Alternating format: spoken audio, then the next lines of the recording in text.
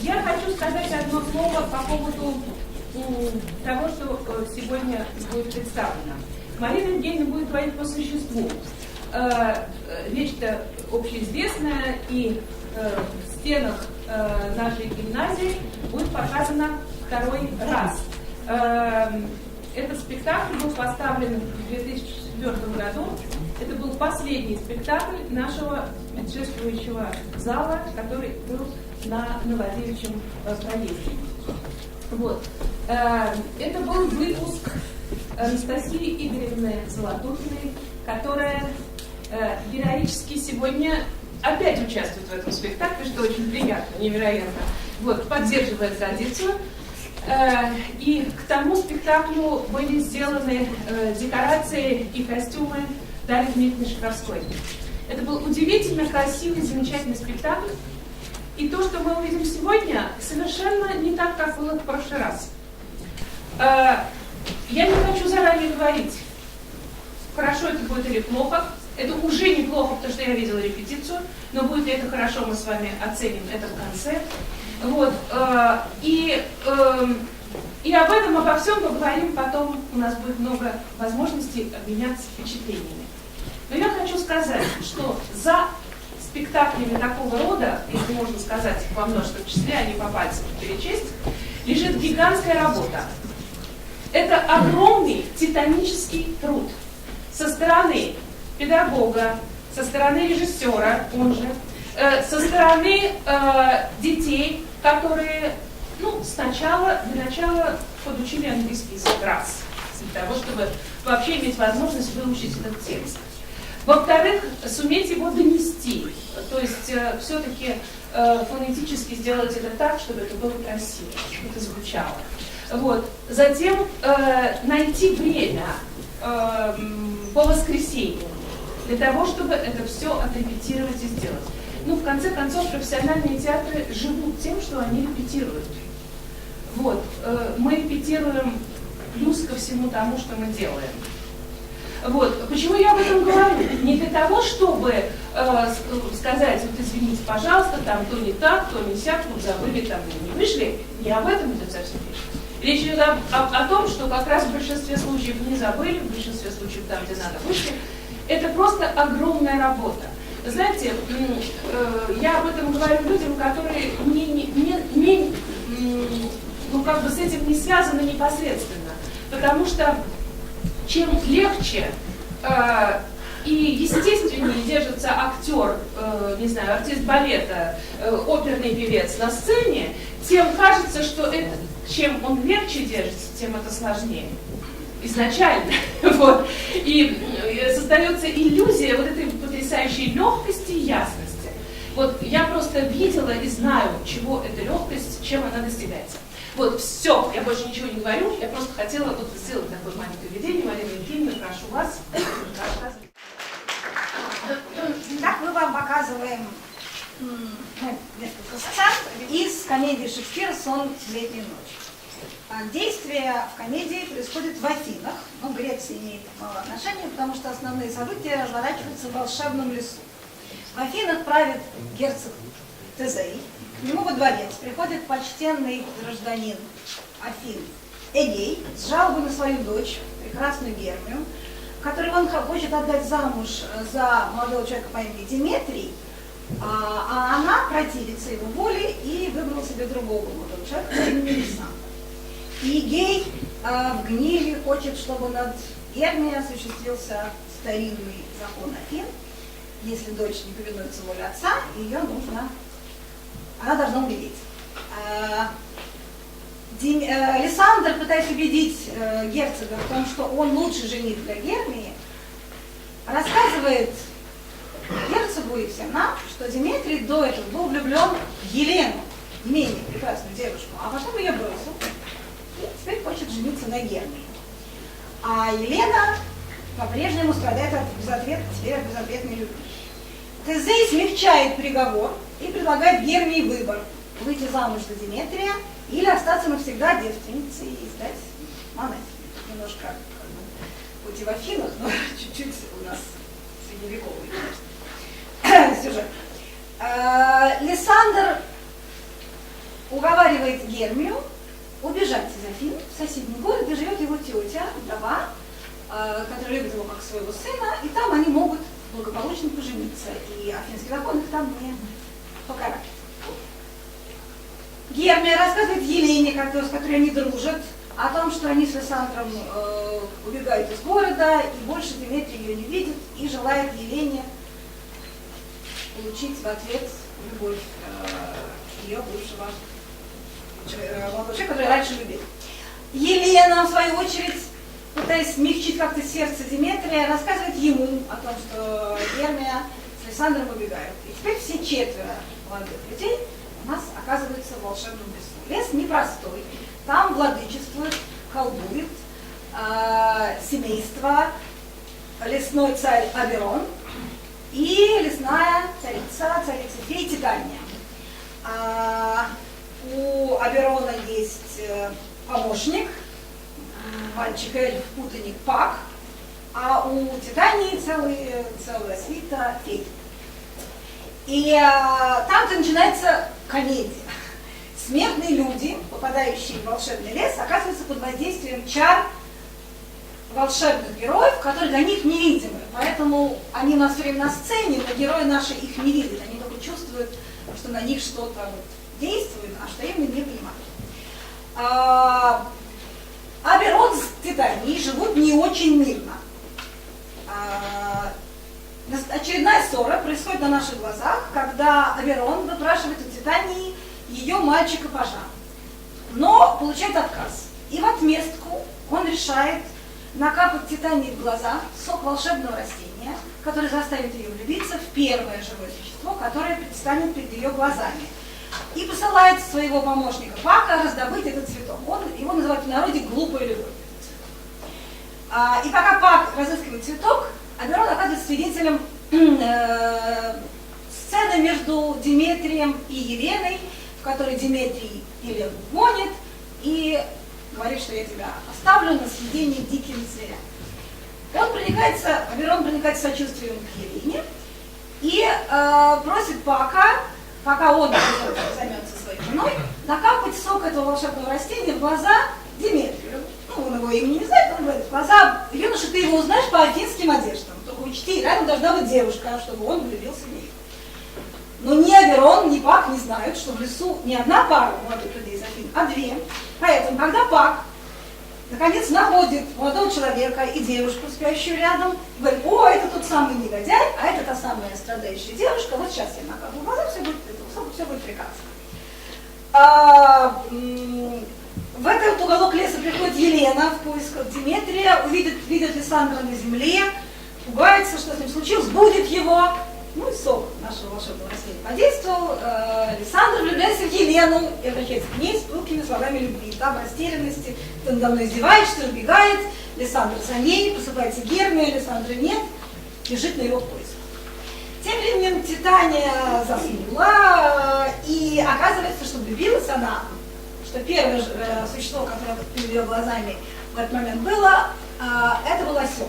Ну, не осел, конечно, это был на самом деле ремесленник. Я убрала совсем из нашего спектакля второй сюжет пьесы Шекспира, где ремесленники готовят такое представление для бракосочетания герцога. Вот один этот ремесленник, на него Пак, шутник наш, надел голову осла и заставил его разбудить Титанию. И Титания влюбилась в осла. Вот Пак очень доволен, что так случилось. И говорит, ну ты этому юноше накапал глаза? Да, все в порядке, он там спал. И вдруг они видят, что вбегает пара людей. Аберон говорит, это тот самый юноша. А Пак говорит, юноша не тот, девушка-то. Ну вот оказалось, что все не так, все не то. Тогда Аберон говорит, быстро разыщи Елену, скорее. Усыпляет Деметрия, капает ему в глаза сок того же самого растения, прибегает Елена, за ней Лисандр, говорит, я тебя люблю, она говорит, перестань, ты надо издеваться, и их крики будут Деметрия, и он тоже влюбляется в Елену. Теперь два молодых человека признаются в любви к Елене, приходит Гермия на звуки их разговоров, обращается к Лисандру, почему же ты ушел? Он говорит, ну зачем я останусь, если любовь меня призывает? Какая любовь? Любовь к Елене. Галина говорит: ага, вы все сговорились надо мной вот так пошутить, как вам не стыдно. В общем, полная путаница. Мой Аберон берет дело в свои руки и говорит: так, пап, быстро, бегом за этими молодыми людьми. Они решили драться, чтобы выбрать, кто более достоин Елены. Беги за ними, запутай их, заморочим голову, притворяйся то одним, то другим, и тогда, чтобы они просто упали без сил, они заснут, и капни Лиссандру в глаза сок другого растения, который смоет с него следы первого, и он снова вернется к своей возлюбленной Герме. Так и происходит. А Аберон сам отправляется к Титании, он видит, как она изливает свою любовь в масла, проникает сочувствием. Пока она была под воздействием чар, он уже мальчика выбросил, так что все, уже повода для ссоры нет, он ее будет, и они насылают на спящих смертных, там 5 спящих смертных, волшебный чарующий сон, который смывает из их памяти все следы того, что с ними произошло. На утро в лес приходят Тезей и Гей. Они будут молодых людей, говорят, что такое, почему тут все вместе, вы враги. И тогда они рассказывают, Лиссандр говорит: кажется, я пришел в лес с Гермией. По-моему, вы хотели убежать из Афин. А Дмитрий говорит: а я, наверное, побежал за ними. А Елена, наверное, побежала за мной. Но мы как-то не понимаем, что случилось. И вообще моя любовь к Гермии растаяла, как снег. И теперь я люблю Елену. И тогда Тезей говорит: Игей, я свое обещание тебе нарушу. Он сегодня женится на Ипполите, и вместе с нами вот эти пары, Дмитрий и Елена, Лиссандра и Гермия, тоже поженятся. И наши люди, молодые люди, отправляются в Афины по дороге, обсуждая этот волшебный сон, который им приснился летнюю ночь. Это сюжет. Исполнители. Тезей, Герцог Апинский, Даня Киселев, Эгей, Сережа Лучин, прекрасная Гермия, Аня Душева, не менее прекрасная Елена, Маша Синявская, Дмитрий, Ваня Легерский, Лиссандр, Степан Куликов, Аберон, лесной царь Никита Самсонов, его помощник Пак, Никита Куракин, Титания, Анастасия Игоревна Златухина, которая в нашем первом спектакле играла Гермию, ее помощницы феи Маруся Белянская и Аня Куракина, и ремесленник, который в голове осла когда предстает, Гриша Голицын. Традиционно декорации Сони Виньян, костюмы Светланы Вячеславовны Златухиной, и у нас сегодня живая музыка, ансамбль Паскаль, Дмитрий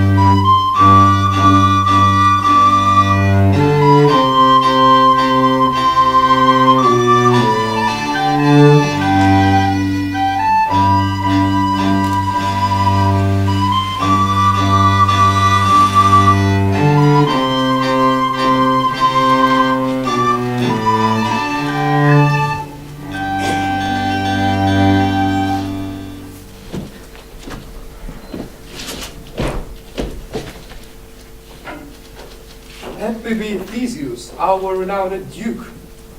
Thanks, good Aegeus. What's the news with thee? Full of vexation, come I with complaint against my child, my daughter, Hermia. Stand forth, Demetrius. My lord, this man hath my consent to marry her. Stand forth, Lysander. And my gracious Duke, this man hath bewitched the bosom of my child, to her obedience which is due to me, to stubborn harshness. And my gracious Duke, be it so she will not, before your grace, consent to marry with Demetrius. I beg the ancient privilege of Athens, that she is mine, I may dispose of her, which shall be either to this gentleman or to her death, according to the law. What say you, Hermia? Be advised, fair maid. To you your father should be as a god, one that composed your beauties, yea, and one to whom your but as a form and works by him imprinted. Demetrius is a worthy gentleman. So is Lysander. In himself he is, but in this kind, wanting your father's voice, the other must be held the worthier. How would my father look but with my eyes? Rather your eyes must please his judgment look. I do entreat your grace to pardon me. I know not by what power I am made bold, but I beseech your grace that I may know the worst that may befall me in this case, if I refuse to wed Demetrius. Either to die the death, or to abjure forever the society of men. Therefore, fair Hermia, question your desires. Know of your use. Examine well your blood. Whether, if you yield not to your father's choice, you can endure the livery of a nun. So will I grow, so live, so die, my lord. Here I will yield my virgin patent up unto his lordship, whose unwished yoke my soul consents not to give severity. Take time to pause, and by the next new moon, upon that day either prepare to die for disobedience to your father's will, or else to wed Demetrius as he would, or on Diana's altar to protest for Aia's authority and single life. Relents with Hermia, and myself, yield thy praised title to my surgeon right. You have your father's love, Demetrius. Let me have Hermes. Do you marry him? Scornful Lysander! True, he has my love, and what is mine, my love shall render him, and she's mine, and all by right of her I do estate unto Demetrius. I am, my lord, as well direct as he, as well possessed. My love is more than his, and which is more than all those boasts can be. I am beloved of beauteous Hermia. Demetrius, I'll avouch you to his head, made love to Nida's daughter Helena, and won her soul, and she, sweet lady, dotes upon this spotted and inconstant man. I must confess that I have heard so much, and with Demetrius ought to have spoke thereof, but being overfull of self-affairs, my mind did lose it. But Demetrius come, and come Aeneas, you shall go with me. I have some private schooling for you both. For you, fair Hermia, look your arm yourself, to fit your fancies to your father's will. With duty and desire will follow you.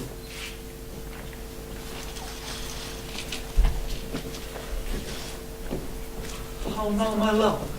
Why is your cheek so pale? How chance or others made of fate so fast?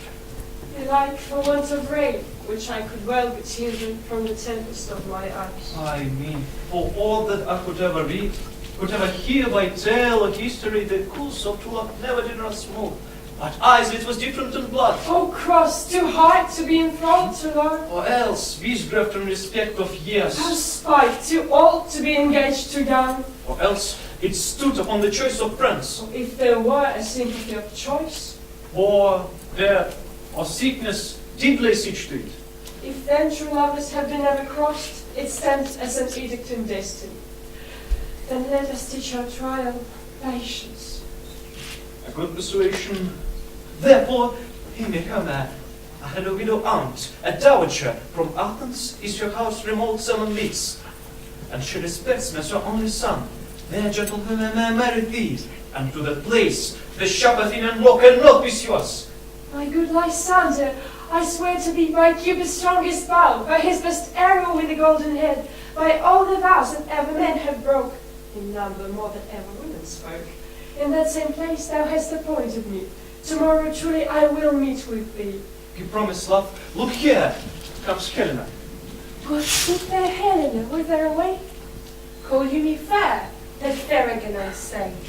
Demetrius loves your fair, oh heaven fair. Your words I catch for Hermia ere I go. My ear should catch your voice, my eye your eye. Oh, teach me how you look and with what art you sway the motion of Demetrius' heart. I frown upon him, yet he loves me still. Oh, that your frowns will teach my smile such skill. The more I hate, the more he follows me. The more I love, the more he hateth me. Take comfort, he no more shall see my face. Lysander and myself will fly this place. To you our mights will unfold tomorrow night, when Phoebe does behold her silver visage in the watery glass, decking the liquid pearl with pleated grass, a time that love's flight does still conceal, from Athens' gates have we devised to steal.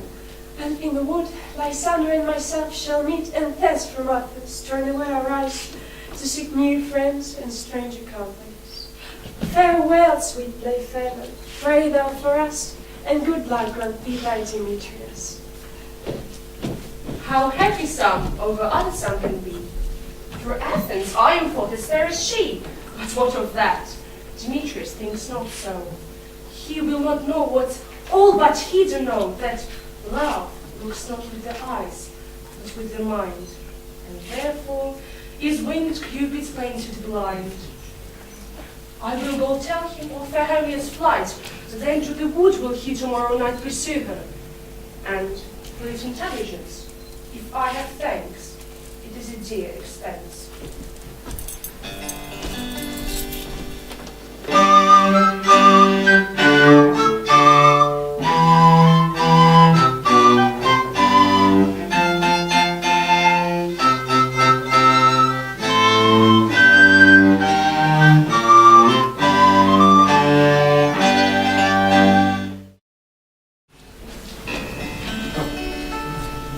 You met by moonlight, proud Titania. What? Jealous overall? Fairies, sleep hands. I have forsworn his bed and company. Sorry, rash wanton. Am not I thy lord? Then I must be thy lady.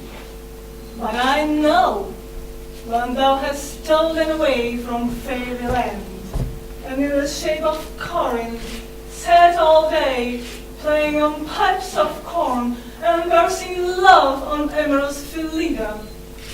Why art thou here?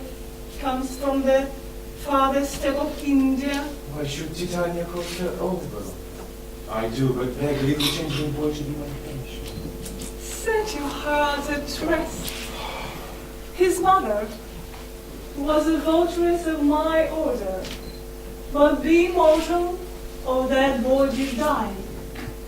And for her sake do I wear out the boy, and for her sake I will not part with him. How long within these woods intend you stay? Perchance till after Theseus' great day. If you will patiently dance in our round and see our moonlight travels, go with us. If not, show me, and I will spare your haunts. Give me that boy, and I will go with thee. Not for thy fairy kingdom. Fairies, away. We shall chide downright if I longer stay. Well, go thy way. Thou shalt not from this grow till I summon thee for this injury. My gentle pack, come hither. Thou rememberest I saw, but that was not Cupid, all armed. A certain aim he took. Yet afterwards the bolt of Cupid fell. It fell upon a little western flower, and maidens call it love in idleness. Fetch me that flower. The juice of it on sleeping eyelids late will make a man or woman madly dote upon the next light creatures it sees.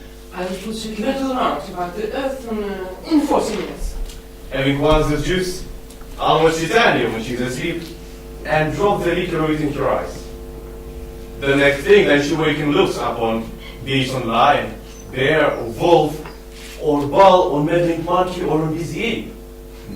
She shall pursue it with the soul of love, and ere I take the charm from off your side, as I can take it with another herb, I'll make her render up your bush to me. But who comes here? I am invisible, and I will overhear their conference.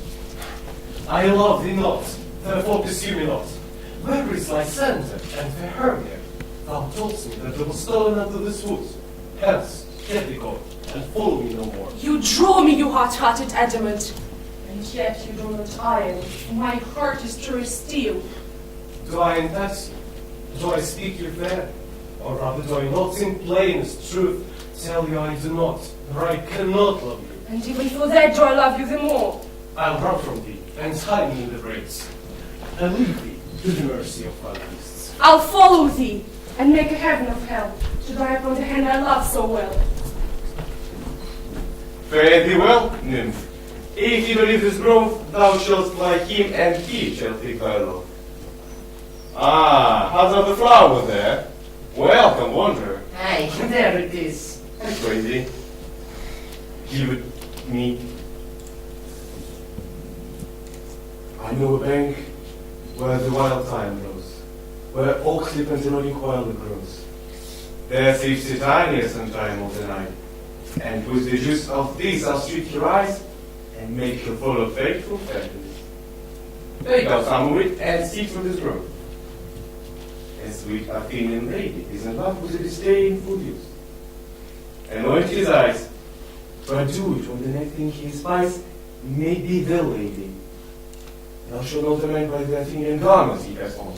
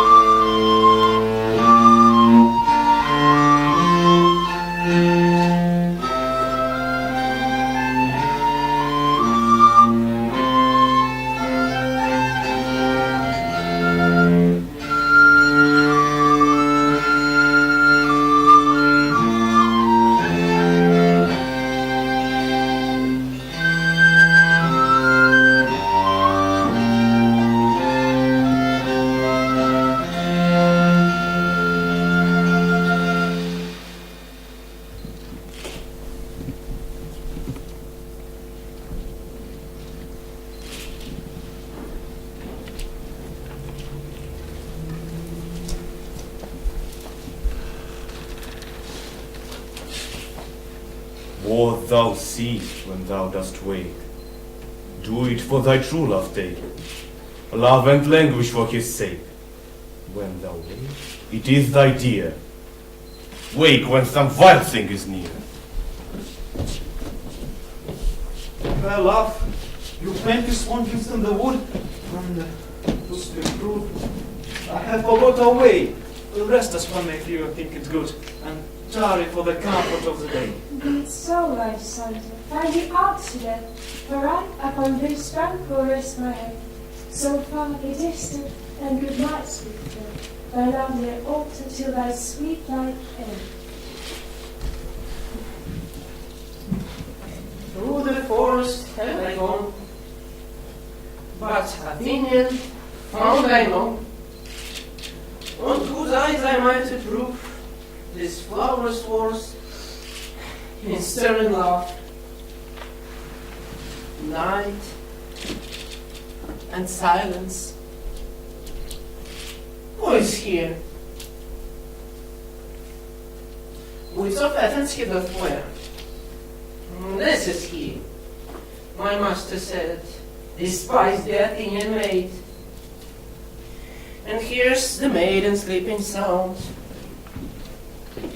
on the dank and dirty ground. Churl, upon the ice I throw all the power of this charm that owe. When thou wakest, let love forbid. Sleep his seat on thy eyelid. Oh, I am out of breath, in this fond chase, then my prayer, the less is my grace. Happy is Hermia wheresoever she lies, for she hath blessed and attractive eyes. But who is here? I stand on the ground, dead or asleep. I see no blood, no wound. Lie stand, if you leave, good sir, awake. And run, through fire I will for thy sweet sake. Transparent Helena, nature shows your art, that to thy bosom make me see thy heart. Do not say so, Lysander, say not so. Hermia still loves you, then be content. Content with Hermia? No, I do repent the deedless means that I have spent. Not Hermia, but Helena I love, who will not change her heaven, or a dove. Wherefore was I to this keen mockery born? When at your hands did I deserve this scorn? It's not enough, young men, that I did never, no, never can deserve a sweet look from Demetrius's eye. But you must flout my insufficient sight. She sees not Hermia. domestiques are there, and never mayst thou come thy son near. Help me, Lysander, help me to thy best, to part this golden sovereign from my breast. I need for pity, what a dream was here. Lysander, look how I do quake with fear. Lysander, what remote? Lysander, Lord, what out of hearing? Gone? No sound, no word? No, then I will perceive yonder night. Either death or you I'll find immediate light.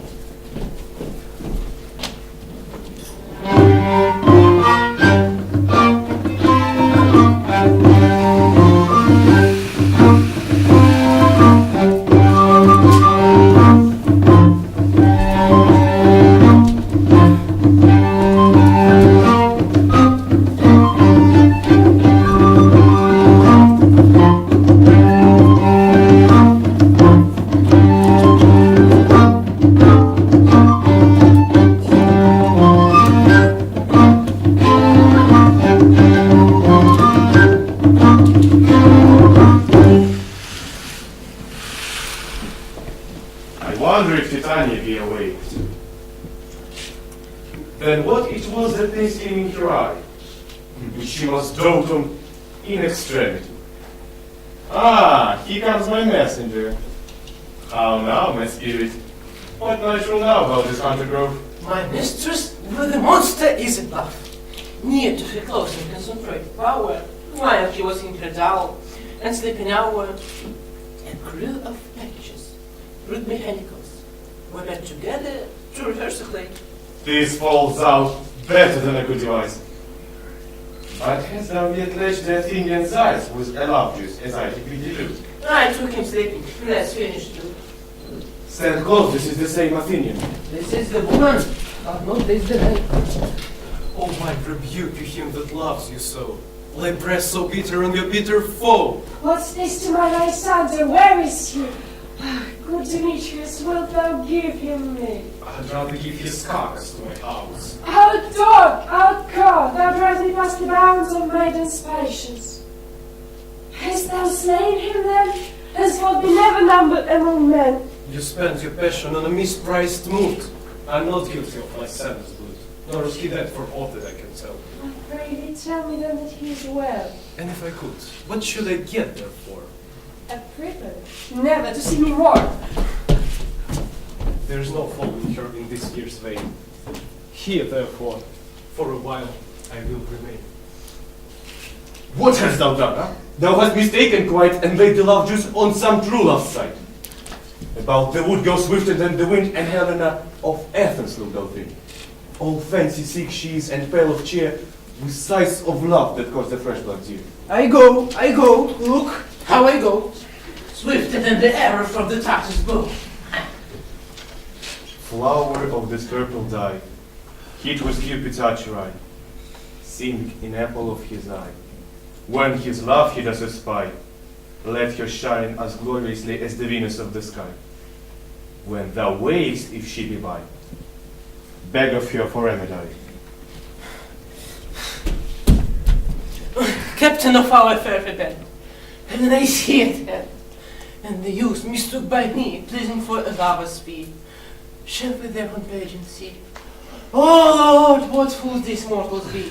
Stand aside, the noise they make will cause Demetrius to awake. You do advance your cunning more and more. These vows are Hermias. Will you give her I had no judgment unto her swore. nor none in my mind. Now you give her over. Demetrius loves coin, he loves not you! Oh, hell! Goddess, nymph, perfect, divine, to what my love shall I compare thine eye? Crystal is muddy. Oh, how ripe and sure thy lips, those kissing cherries tempting grow. Oh, spite. Oh, hell. I see you all are bent to set against me for your merriment. If you were civil and you courtesy, you would not do me thus much injury. You both are rivals in love Hermia, and now both rivals to mock Helena. You unkind Demetrius, not so. You love Hermia this, you know, I know, and here, with all goodwill, with all my heart. In Hermia's love, I yield you up my part. And yours of Helena to me bequeath, whom I do love and will do till my death. Never did Marcus waste more idle breath. Lysander, keep the Hermia, I will none. If ever I loved her, all that love is gone. My heart to her, but as guest wife sojourn. But now to Helena its home return, there to remain. Dark night that from the eye his function takes, the ear more quick of apprehension makes. Now art not by mine eye, Lysander, found. My ear, I thank thee, brought me to thy sound. But why unkindly didst thou leave me so? Why should he stay, whom love does press to go? What love could press Lysander from my side? Lysander's love, that would not let him bite. Fair Helena, who more engilds the night than all yon fiery oars and eyes of light. You speak not as you think, it cannot be. Lo, she is one of this confederacy. Now I perceive they have conjoined all three to fashion this false sport in spite of me. I am amazed at your passionate words. Have you not set Lysander as in scorn to follow me and praise my eyes and face? And made your other love, Demetrius, who even but now did spurn me with his foot to call me goddess, nymph, divine, and rare? I understand not what you mean by this. I do preserve a counterfeit said looks, make mouths upon me when I turn my back, wink at each other, hold the sweet jest up. This sport well carried shall be chronicled. Stay, gentle Helena, hear my excuse. My love, my life, my soul, fair Helena. Oh, excellent. Sweet, do not scorn her, sir. Helena, I love thee by my life, I do. I say I love thee more than he can do. I say so. Please don't prove it too. Quick, come! Lysander, where to dance all this? Where you have your... Why are you grown so rude? What changes this sweet love? My love? Out, Tony Tata, out! What can you do me greater harm than hate? Am not I Hermia? Are not you Lysander? I am as fair now as I was in wild. Since night you love me. Yet since night you left me. Why have you left me? Oh, the gods forbid. In earnest shall I say? I, by my life, and never desire to see thee more. I do hate thee, and love Helena. Now she holds me not. Now follow, if thy dost to try who's right. All of thine or mine is most in Helena. Follow! Nay, I'll go with thee cheek by jowl!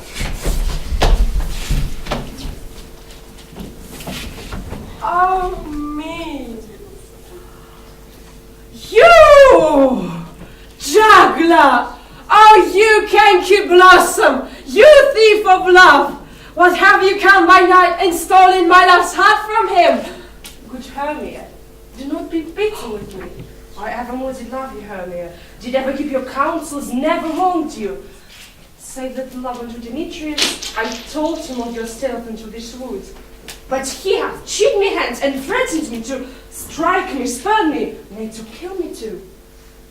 And now, so you will let me quiet go to Athens while I bear my folly back, and follow you no further. Let me go. Why, get thee gone! Who is that hinders you? A foolish heart that I leave here behind. What with Lysander? With Demetrius. I am amazed and know not what to say. This is thy negligence. Still thou mistakest. Or else commits thine avarice willfully. King of Shadows, I mistook. Yet don't you tell me to know the man by the Athenian garments he had on. Thou seest this lover seek a place to fight. I therefore open of the gods the night, and plead these tasty rivals so astray, as one come not within another's way, till over their brows does counterfeiting sleep, with leaden legs and betty wings does creep. Then crush this herb into Lysander's eye. When the first wake, all this derision shall seem a dream and fruitless speech. While sighing this affair do they employ, I'll to my queen and back her Indian boy. And then I will her charmed eye release from monsters' view, and all things shall be peace. Up and down, up and down. I will lead them up and down. Here comes one. Who art thou, bright Demetrius? Speak thou now! Here, William, brown and ready. Where art thou? I will be with the street. Follow me to play in the ground. Lysander, speak again. Thou run away, thou coward! Hast you fled? Speak! In some bush? Where dost thou hide thy head? Why art thou breaking to the stars, telling the bushes that thou lookst for wars? Yea, art thou there? Follow my voice, wilt thou know, man of hair? He goes before me and still does me on. And I come where he calls and he's gone. That fallen on a dark and even way. And here, you rest me, calm thou gentle day. For if but once they show me their green light, I'll find Demetrius and revenge this spite. Ho ho ho, coward, why comest thou not? Where art thou now? Come hither, I am here. Nay, then thou mockst me. You shall buy this dear if ever I thy face by daylight see. Now, go thy way. Faintness constraineth me to measure out my length on this cold bed. By day's approach, look to be visited. O weary night, O long and tedious night, abate thy hours, shine compass from the east, that I may back to Athens by daylight, from these that my poor company to tease, and sleep that sometimes shuts up sorrow's eye, steal me a while from mine own company. Yet, not three. Come one more. Two of both kinds. Make up four. Here she comes, first and sad. Cupid is an Irish lad, thus to make poor females mad. Never so weary, never so in vogue, bedabbled with the dew and torn with briars. I can no farther crawl, no farther go. My legs can keep no pace with my desires. Here will I rest me till the break of day. Heaven's shield Lysander if they need a fray. On the ground, sleep sound. I'll apply to your eye, gentle lover, remedy. When thou wakest, thou takest true delight in the sight on thy former lady's eye, and the country proverb known that every man should have his own, in your waking shall be shown.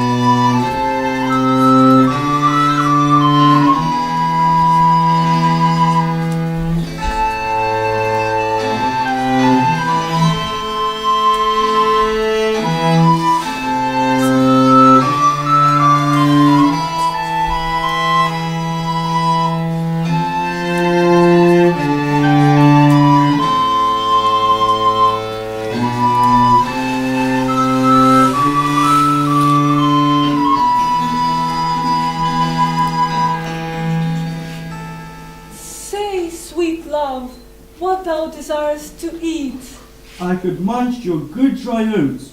Methinks I have a great desire to a bottle of hay. I have a venturous fairy that will fetch you 3 new nuts. I had rather have a handful or 2 of dried peas. But I pray you, let none of your people stir me. I have an exposition of sleep come upon me. Sleep thou, and I will wind thee in my arms. Oh, how I love thee, how I dote on thee. Welcome, good Robin.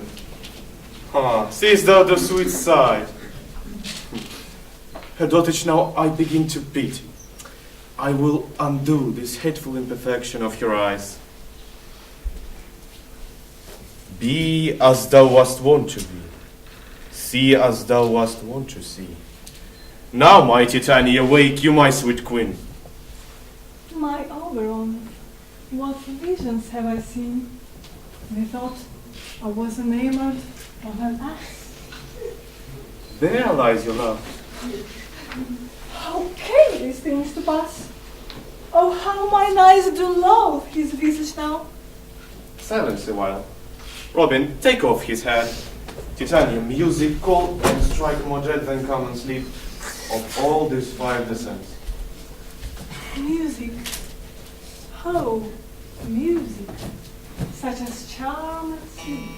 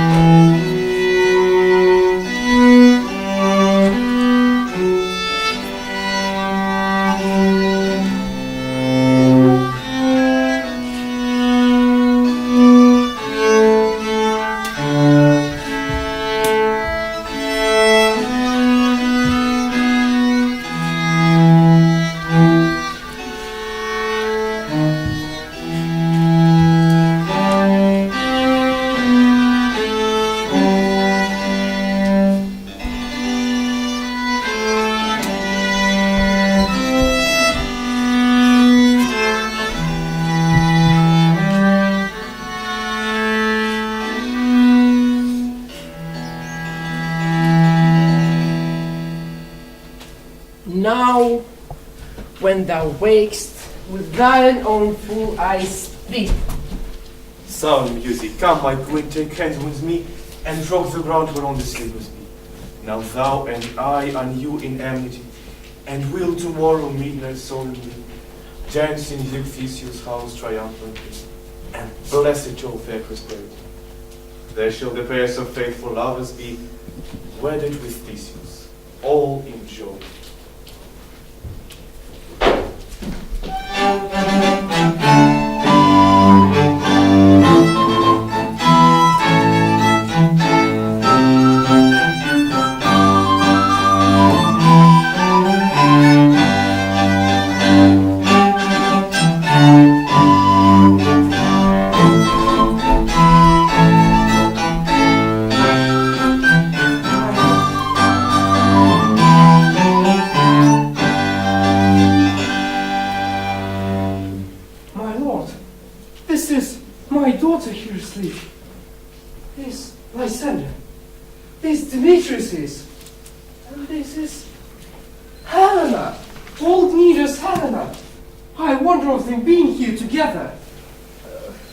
No doubt they rose up early to observe the rite of May. But speak against, is not this the day that Hermia should give the answer of her choice? It is, my lord. Go bid the huntsmen wake them with their horns.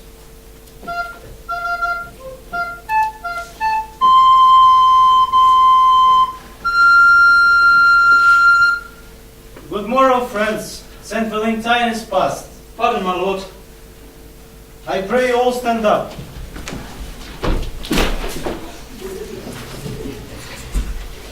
I know you two are rival enemies. How comes this gentle concord of the walls? I shall reply amazedly, how sleep, how waking, but as yet I swear, I cannot truly say how I came here.